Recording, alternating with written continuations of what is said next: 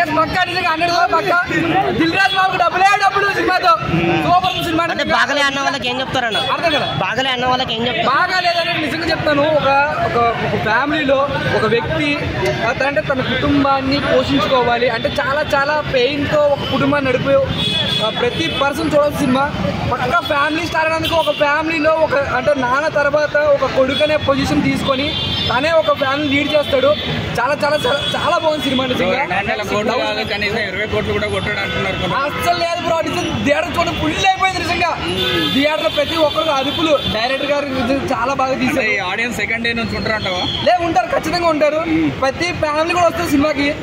విజయాన్న నిజంగా చాలా బాగా యాక్ట్ చేశారు. మృణాల్ ఠాకూర్ గారు కూడా అందరూ చాలా బాగుంది బ్రో. అంటే లవ్ స్టోరీ ఉంది, అంటే ఫ్యామిలీ స్టోరీ ఉంది, అంటే ప్రతి మిడిల్ క్లాస్ ఫ్యామిలీని కూడా అట్రాక్ట్ చేసే సినిమా. చాలా బాగుంది. దిల్ రాజు గారికి డబ్బులే అని చెప్పుకోవాలి. సినిమా అయితే చాలా బాగుంది బ్రో. ఎవరు కూడా నెగిటివ్ టాక్స్ అలాగే స్ప్రెడ్ చేయొద్దు. అంటే విజయ్ దేవరకొండ అనే వ్యక్తి వాట్సాప్ మరి రౌడీ బాయ్స్ అండ్ గర్ల్స్ అని ఎప్పుడైతే అన్నారో అప్పటి నుంచి కూడా ఆయన మీద నెగిటివ్ టాక్ ఇచ్చేస్తున్నారు.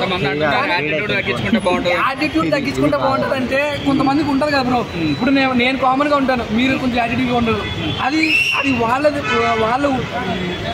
Inner feeling. సో అది తగ్గించుకోవాలంటే కుదరదు. ఎందుకంటే ఒక మంచి సినిమాతో వచ్చినప్పుడు ఖచ్చితంగా ఒక యాటిట్యూడ్ అనేది వేలే వెళ్తారు.